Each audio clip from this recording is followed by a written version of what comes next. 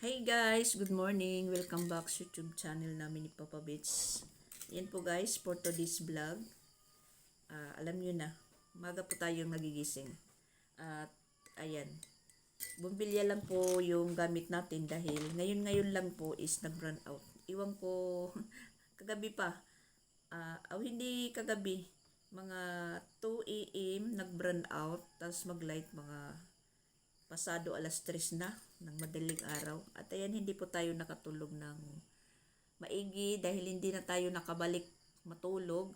So, inidiyak ko na lang. Ngayon, alas 5 na. Kanina mga alas 4:30, bumangon tayo.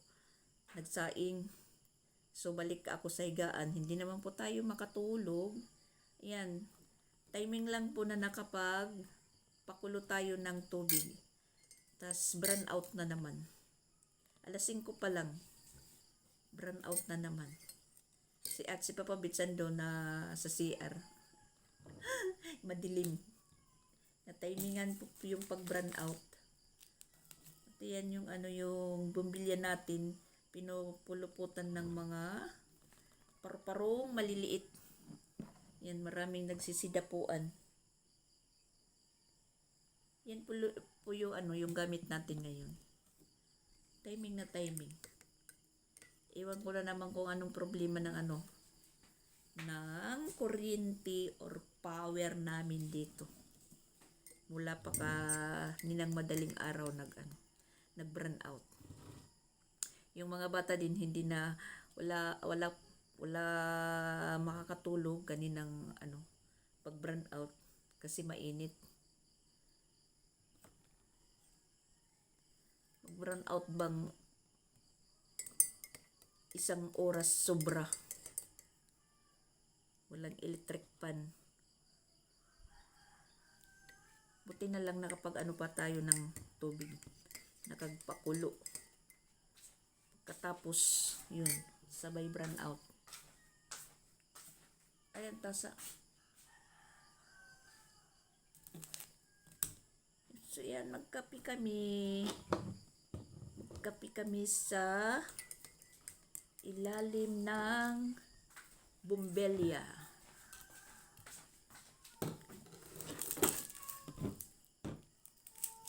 Nagsisitilaukan yung mga manok. Iwan ko kung anong oras na naman mag-light. Buti na lang hindi pa ako sa rice cooker nagsaing. Sa lang, sa gas tube. Dahil meron pa kaming bahaw. Bali, 3 cup lang yung 3 cup ng rice cooker yung niluto ko. Sinaing. Para pangbaon lang ni Kreslin at saka ni Sansan.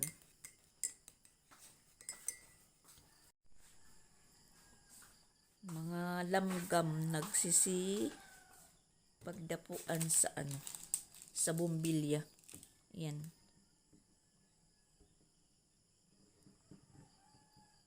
Biglang dumami.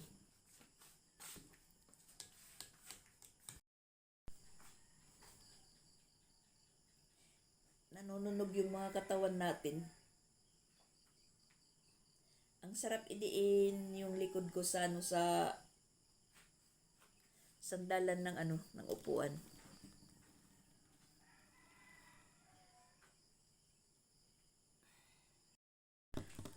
As in, maganda na talaga yung mayroong kwarto.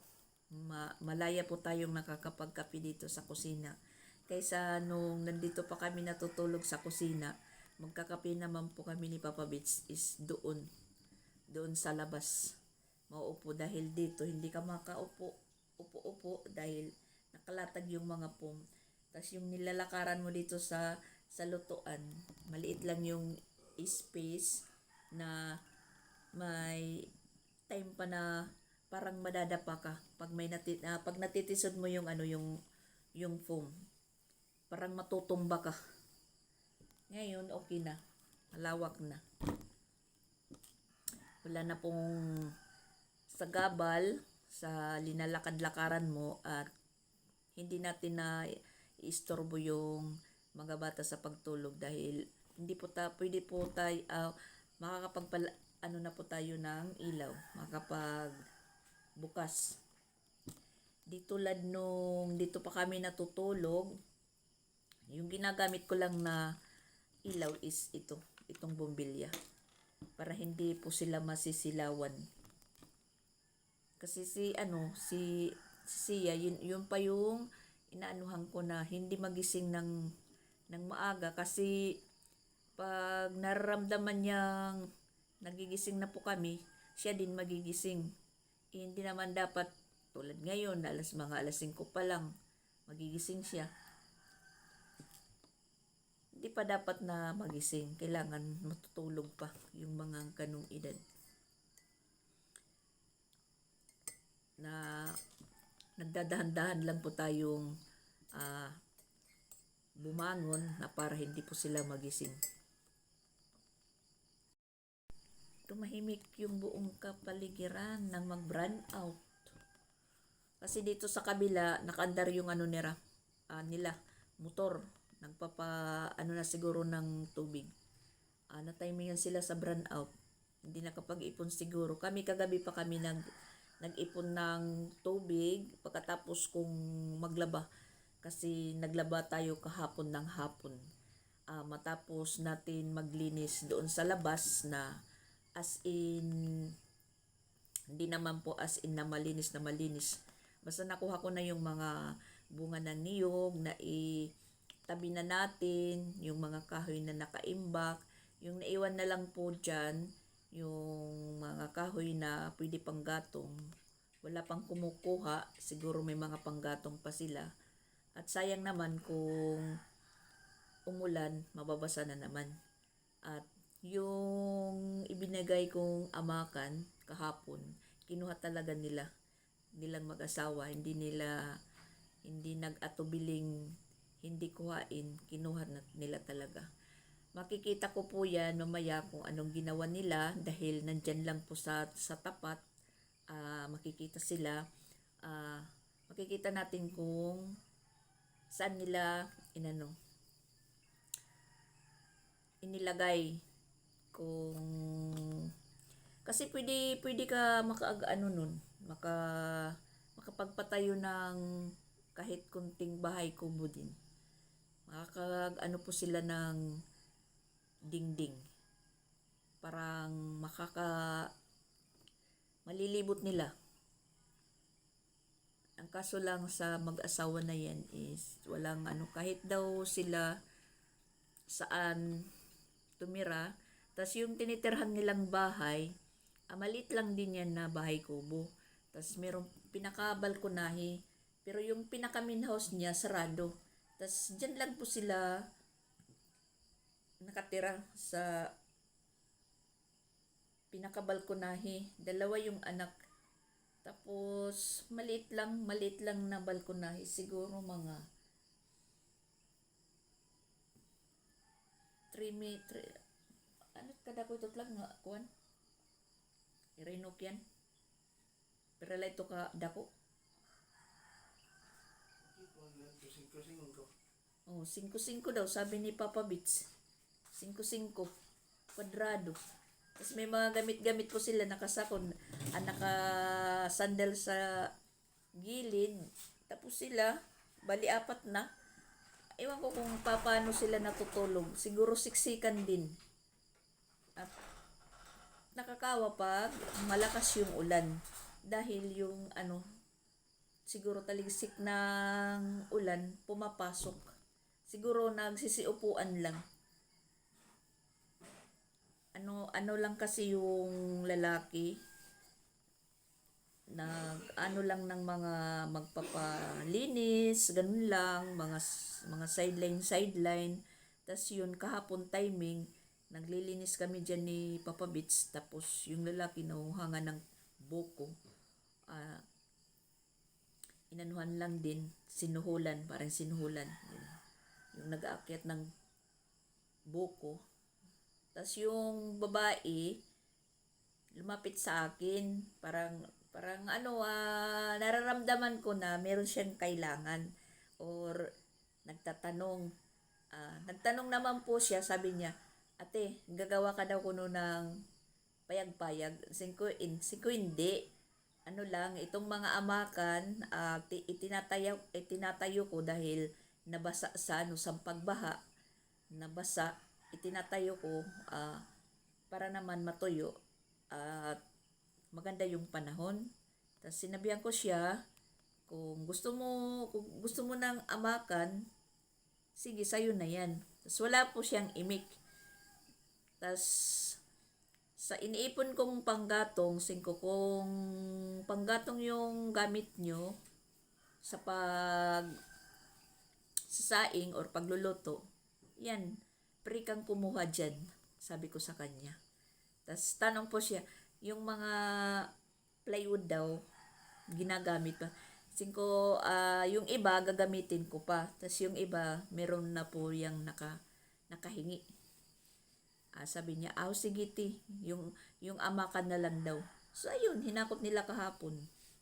Kahit mainit na mainit, tas hanggang mag-alas 12 ng tanghali na po yun nandiyan pa rin sila na hinahakot. At yung kinuha nila, yung amakan lang talaga. Hindi po sila naggalaw ng kahit ano. Yung amakan lang. Yan yung sinaing natin. Pinaliitan ko lang po yan ng apoy.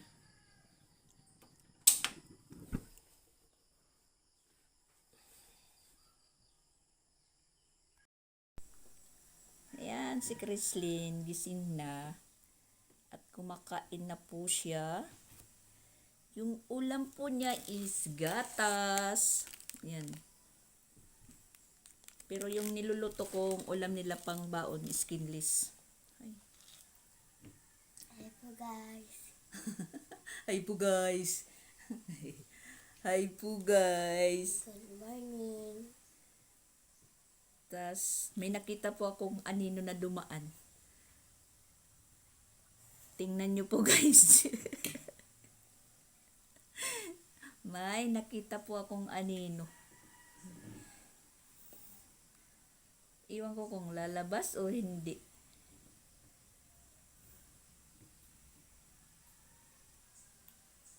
Hintayin nyo po guys. Goy.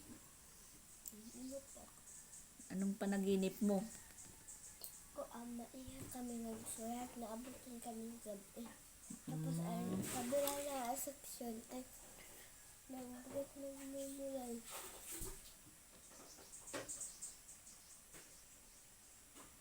Ayan! May mumu sa likod. Nagising na kasi brand out.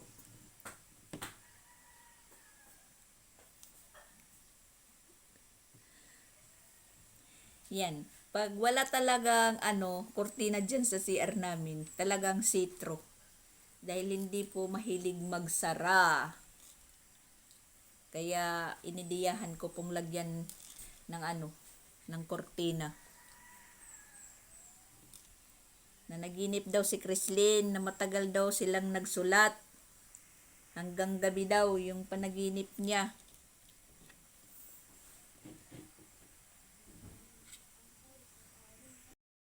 Naghanap ng paypay si Sia at doon bumalik paghiga. Alas 6 na hindi pa alas 6:17 hindi pa light.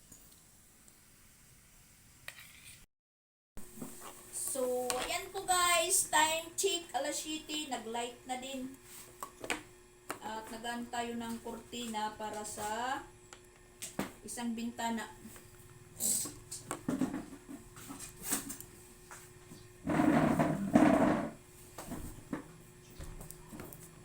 Yan, nabihis na si Chrislyn. Nantay na lang yung kuya niya.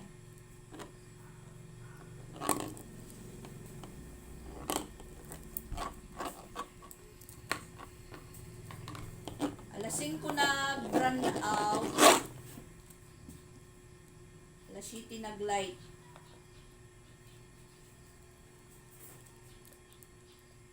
Wait. Mainit na po yung sikat ng araw. Kaya nagpapalagay po tayo kay Papa Bits ng sabitan ng kurtina. Diyan, kasi diyan po yung walang kurtina. Lalagyan natin. Ayun, nakalis na po yung dalawa. Siyempre, yung gagawin natin, maglinis na. Nakapag-map na po tayo dahil yung mga bakat ng mga sapatos naiiwan.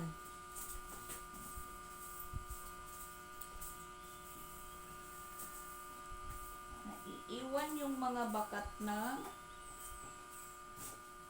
sapatos, mga putik naiiwan sa sahig.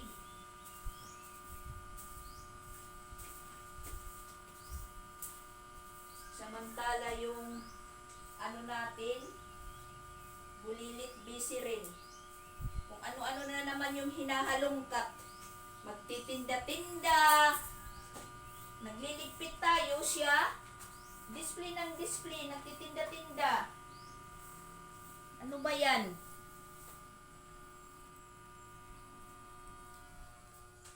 Yung ginagawa niya, yan, may mga display siya dyan, nagtitinda-tinda, kung ano-ano lang, ayan, nilista siguro yung yung expenses namin. Pero tapos na po siya magligpit sa kwarto, sa pinagtulugan namin. Siya po yung nagliligpit. Ayan, tingnan nyo yung kaligpit niya. Ayan. Very good. Tapos, ayan yung nilagyan ko ng kortina. Si Sansan, marunong na din siyang magligpit ng kwarto niya. Ayan. Tinataob yung foam. Pati si Papa Bits, kasi siya yung natutulog sa kwarto ni Jing. Ayan. Marunong din siya po magligpit.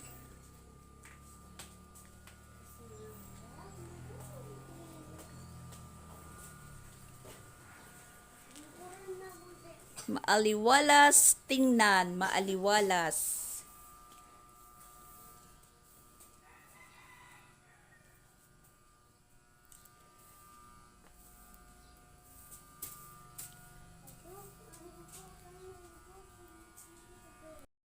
So, ngayon po guys, hapon na. Kanina hindi na lang po ako nag-video. Medyo po tayo dito, nakapag-arrange ng temporary din na pag-arrange dahil para lumuwag po yung misa dito na mahaba. Nakita nyo naman kung gaano kakargado yung misa, binawasan po natin kanina. Di na lang po ako nag-video dahil nag-focus muna tayo sa ginagawa natin. Yan yung mineral, nilagay ko dyan sa babaw ng misa kasi nandito yan. Ayan, itong cabinet na to, ginawa ko lang muna ng temporary na pinaka-altar namin. Cabinet po yan sa dating kwarto ni Jing. Lininisan ko, kinuha ko yung mga nakalagay-lagay dyan, tas ilinagay ko dyan sa ilalim. At saka dito yung misa, kinuha ko din yung mga gamit pa rin yun ni Jing. Yung mga pang-display po niya, inilagay ko sa sako at inilagay ko sa ilalim ng misa. At para hindi po siya maging klaro at hindi tingnan, parang makalat, linagyan din natin ng kortina para hindi po siya klaro sa ilalim na maraming nakalagay. Yan po. Yung bag ni Jing, mga gamit pa po niya yan. Tas yung sako, mga pan-display po yan. Tas yung yung plastic nandun, gamit yan ni Pix, mga pantalon. At saka itong nakabalot po ng towel, gamit po yan din ni Pix. Yung haversack, binalot ko ng tuwalya para hindi po siya alikabukan. Tapos yan, mga gamit din yan ni Jing, nandyan sa sako, kung ano-ano pa. Tapos itong nakasako na to, yung mga mga wirings, yung dating mga wirings ni Jing noong giniba namin house. Tas yung speaker ni Papa Beats, ayan. Tas inanuhan po natin ngayon ng pag-vlog dahil wala si Papa Beats, umalis na.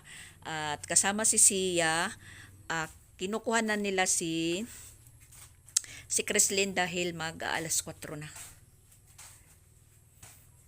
Tas ayan po yung labas natin. Medyo maaliwalas na po tingnan. Tas yung mga halaman ni Jing dati na yung iba galing pa yan sa Makaas, linagay ko na po siya dito.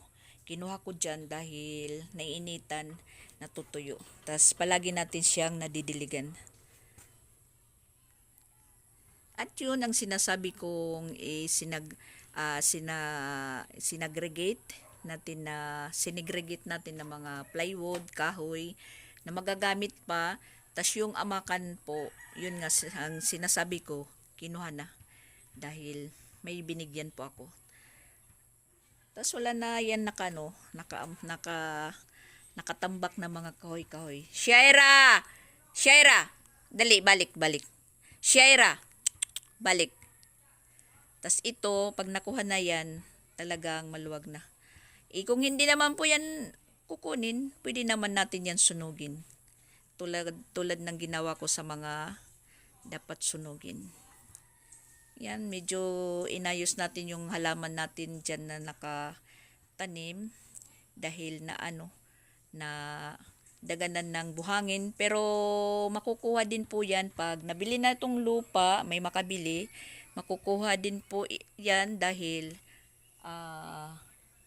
sa naririnig ko, ito daw yung pinaka road right of way. Balik! Ito daw yung banda yung pinaka road right of way dito sa gilid. At siguro makukuha din po itong niyog. Iwan ko lang, hindi ko alam. Tas sana naman po yung makakabili ng lupang ito, mabait, hindi stricto. Hindi yung maraming bawal. Katulad doon sa kabilang kalye. Pasok. Dali.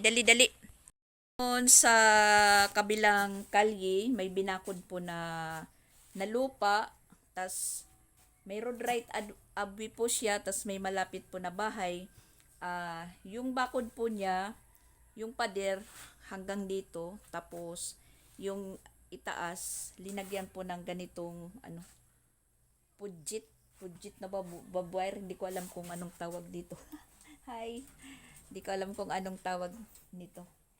Tapos nagagalit daw yung yung may-ari pag sinasabitan ng hanger. Nagagalit daw kasi istrikto nga yung may-ari. Sana naman yung makakabili diyan sa lupang yan, sarapan, kasi binibinta na po yan, mabait, marunong makisama. Kasi doon sa amin, sa Manlurip, ganun din yung katabing nakabili ng lupa, katabi ng tinitirahan namin na lupa yung nakabili. May sariling mundo. Sasabihin na lang natin po na may sariling mundo. Ganun. Yun yung masasabi namin, sana mabait yung makabili ng lupa dito.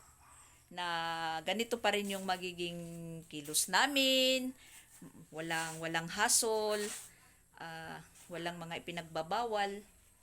Tapos siguro yung mga kalabaw na yan, hindi na po yan diyan makakapagtali.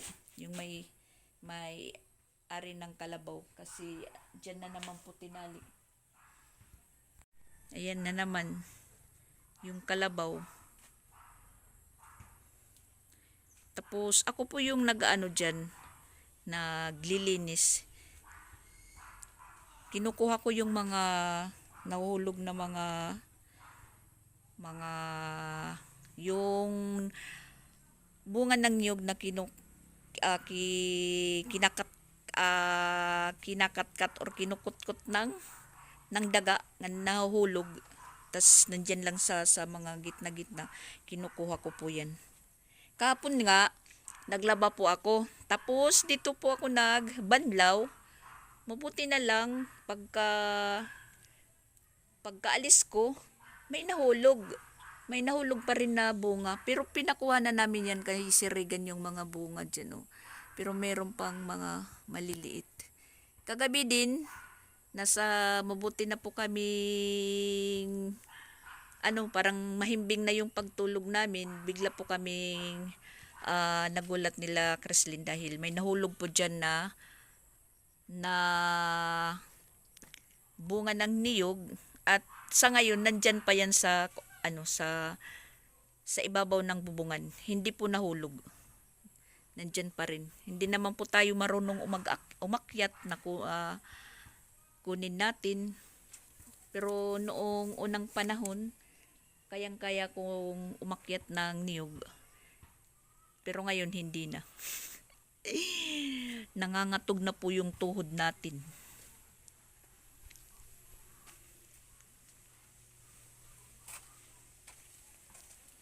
Ayan, ang mga inano ni Papa Bits kahapon na mga dahon ng saging. Mga pinutol. Tapos medyo maano na dyan, maaliwalas kasi inano yung mga damo na nakasabit sa bakuran. Yan po yung bintana namin, ditok lang. Pag-araw, tinutukod lang. At tapos na din po akong tupi ng mga damit. Ayan, nakahilera pa dyan sa mesa. Mamaya-maya ko na yan ilalagay sa mga lalagyan. At inanuhan na din natin si Kreslin ng maisusuot, hinandaan, pagdating. Kasi plano na naman natin maglaba. Kahit kunti lang, anuhin lang muna natin, hand wash lang. Walang, hindi iwa-washing dahil kunti lang. Kasi may plano po ako bukas, Biyernes. Pasyal muna tayo sa boarding house ni Jing dahil nung isang araw pa yun, pinapapunta ko sa kanya. Muna tayo doon din pinapag-arrange. Alam niyo naman si Jing, si Jing busy. Kinakailangan niya yung presensya ko doon sa boarding house niya. Nung isang araw pa sana ako pinapapunta doon nung umuwi po siya nung linggo yata yun ng gabi. Makauwi siya dito. Pinapapunta sana niya ako. Kaso, marami naman po ako ditong ginagawa. Sabi niya, wag na lang. Tas, yun, umuwi po siya dito.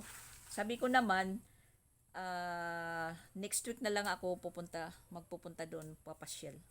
At isasama ko lang po si Sia kasi wala naman po siyang klase bukas at may meeting.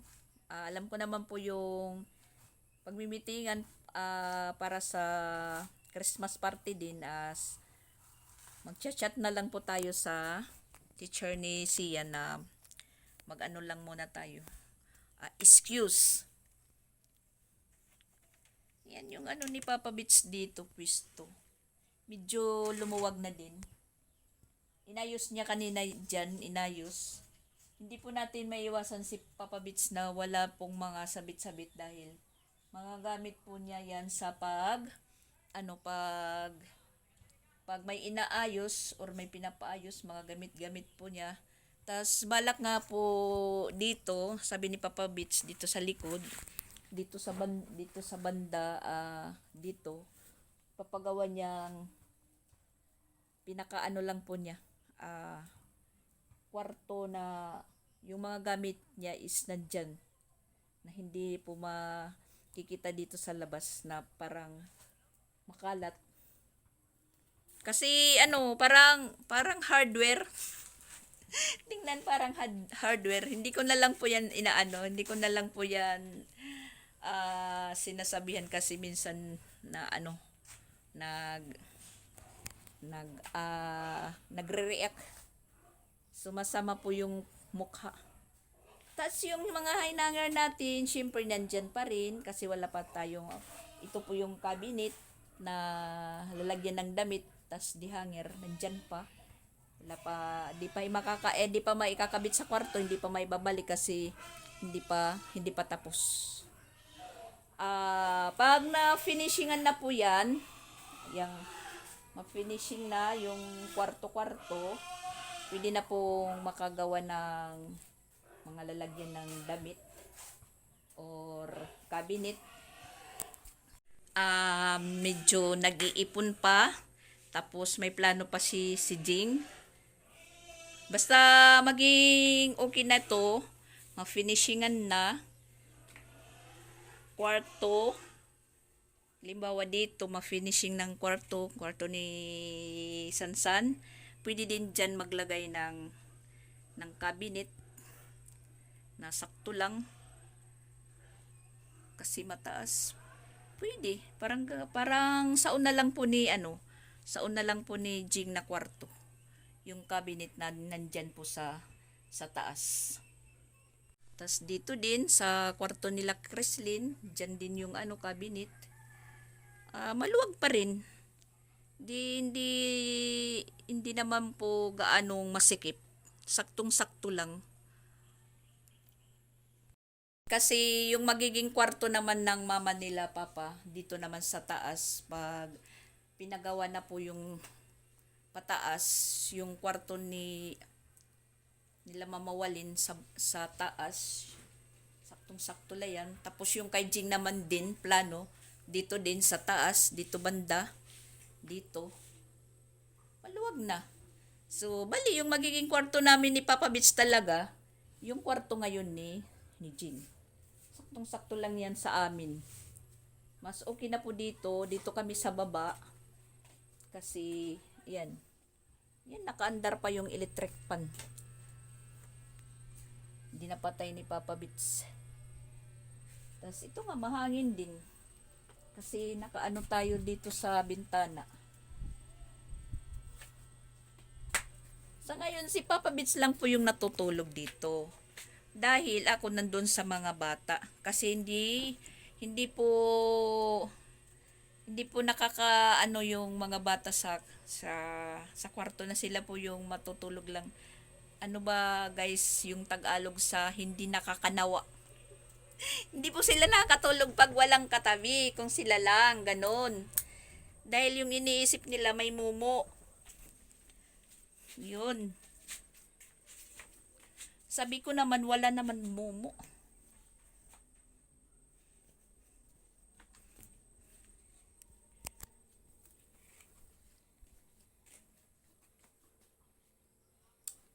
Yun.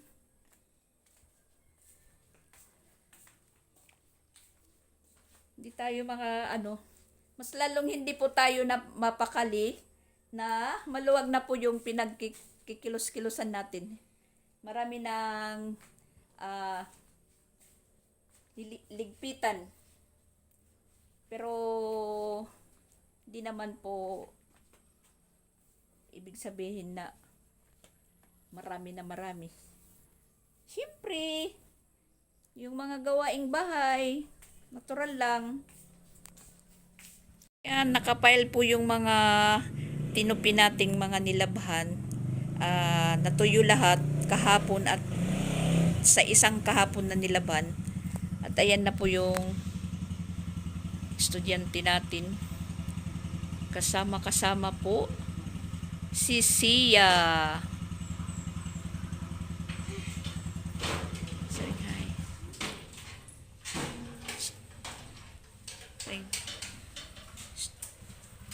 Uy. Hi guys. Oh, matutumba pa. Hi guys. Ano guys? Kumusta? Kumusta yung pag-aaral ngayong araw? Nag-drawing kami, maraksot ang drawing. Maraksot nim drawing? Oo. Sus. Kaya di ko makaarap So, ayan po guys, gabi na. Maninihapon na po kami. Ayan po yung ulam namin. Binili lang barbecue, paksiw na yilupin, at saka sinabawang balbakwa. At ayan, kakain na po kami at mag-pray sila Ate Creslin. The name of Father, Son, the Holy Spirit, and bless us, O Lord, for this thy gift, which are about to receive from thy bounty through Christ our Lord. Amen. In the name of Father, Son, the Holy Spirit, Amen. So ayan, kainan na. Kainan na po. Kainan na po.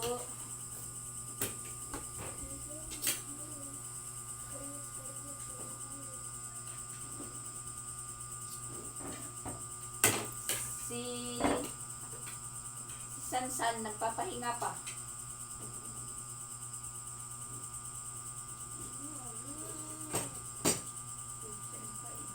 Kain po tayo. Kain po tayo. Hindi nakikita si Sia. Kain po guys. Yan. Kayo? Kain pala kayo, mga Kain. viewer. Kain kayo. Kain kayo. Kakakain tayo. Paksiw na yilupin. Paksiw. Iwan ko na ito. Baka kakain mo pa.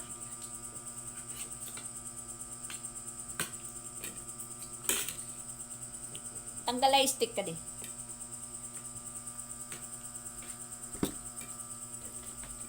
Sige, kain. Kung hindi pa po Mama. kumain, kain na po kayo. Kain ka tama pa.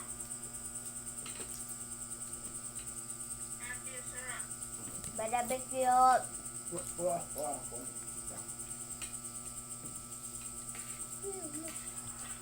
Barbecue tapos. Barbecue. Barbecue. Barbecue. Tapos. Paksiw na, nilapin. Paksiw nga isda. Sinupin. Isda lagod. May balbak ba? Tapos may balbakwa. Isda.